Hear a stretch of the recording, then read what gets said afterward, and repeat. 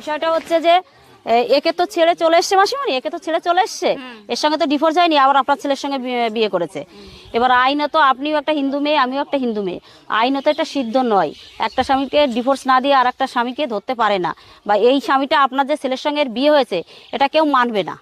ওই প্রথম স্বামীটাকে, যেহেতু ওর একটা বাচ্চা আছে, ও যেখানে কোর্ট কাছারি আদালত, ভালো করে বুঝবেন কথাটা, যেখানে যাবে ওই স্বামীটাই ওর গ্রান্ট করবে। আপনার ছেলেকে কেউ স্বামী বলে মানবে না, কোনো কোর্ট আদালত কেউ আপনার স্বামীকে ছেলেকে মানবে না যে স্বামী।